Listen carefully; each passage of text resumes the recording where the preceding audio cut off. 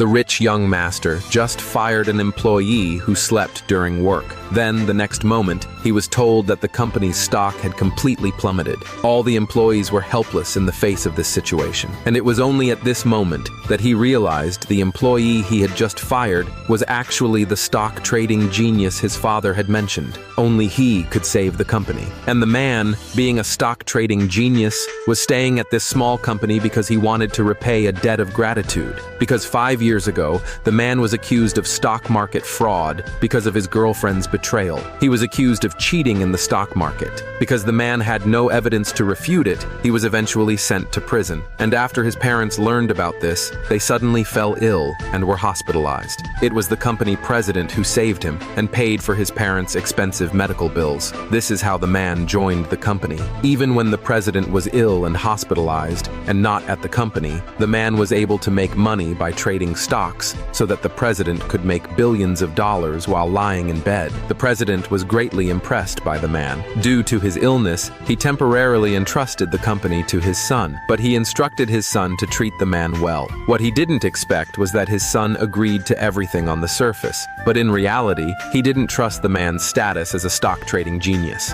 He thought that, because he had studied abroad, he couldn't believe in stock traders from China, and he had invited a very famous foreign stock trading master. So, on his first day at work, he fired a few employees just because they didn't show him the proper respect, because they didn't bow respectfully to him. Then, he went to the office and saw the man lying there, sleeping. This made him very angry. He immediately wanted to fire the man. The man wasn't even flustered. Instead, he calmly asked the rich young master, Edward, if the president knew about this, because the man knew that with his own abilities, the president would never fire him. But unexpectedly, Edward was very confident and said plainly that the company was now under his management. He could fire anyone he wanted. The man tried to persuade Edward, but was mocked by the stock trading master, Lucy, that Edward had brought with him. It wasn't until he saw Lucy's face that the man was stunned, because this stock trading master was none other than the girlfriend who betrayed him 5 years ago. The man didn't want to see his enemy again. Seeing that Edward was determined, he didn't want to argue with Edward anymore. So, he took out the contract he had signed back then and demanded from Edward the salary he was owed for the years he had worked at the company. He said that the salary he had signed for back then was $100 million, and he had been at the company for 5 years. So, Edward owed him a total of $500 million. Edward didn't believe it. He thought the man was just an ordinary employee and wondered how it was possible that he had signed such an expensive salary with him. He believed that the man was taking advantage of the president's absence to deceive him. Not only was he unwilling to pay the salary, but he even wanted to deduct the man's pay because the man slept during work. Edward was very pleased with himself, thinking he had fired the company's parasite. Little did he know how much he would regret it in the future. Just as the man was about to leave the company, Edward was told that the company's stocks had not only risen to their maximum limit, but Mike, who had bought stocks in the company earlier, was now live streaming his suicide attempt because of huge losses. He was broadcasting his intention to jump off a building, and because of the impact of this live stream, the company's partners had already seen it. If they didn't stop it in time, the company would soon lose $1 billion.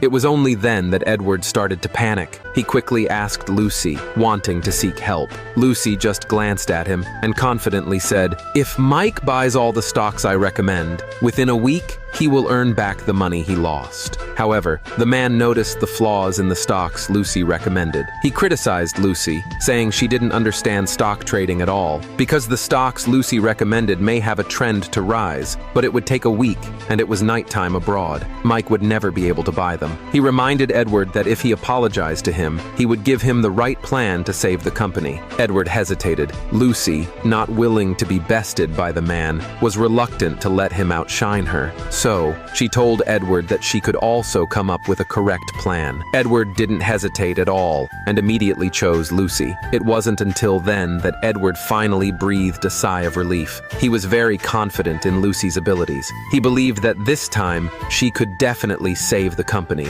But at that moment, Mike became increasingly agitated and was about to jump off the building. Seeing that things were getting out of control, the man ordered his assistant to calm Mike down. He immediately opened his computer to look for the stocks that could save Mike. At the same time, Lucy in the office and the man outside synchronized their thoughts, analyzing which stocks were worth buying. At that moment, the man thought of a way to save the situation. Seeing how anxious Edward was, he told him that if he paid him his salary, he would tell him which stocks could save the company. Just as Edward hesitated, Lucy finally came out. She told Edward to buy the cotton stock. It would definitely surge within an hour. Edward immediately instructed his assistant to inform Mike, but the man stopped him. He angrily criticized Lucy because he knew that stock would definitely lose money. He blamed Lucy for only seeing the surface and not screening the information properly. Seeing the man's confident demeanor, Lucy knew she had lost because she had randomly chosen it and couldn't come up with any other ideas. Reluctantly,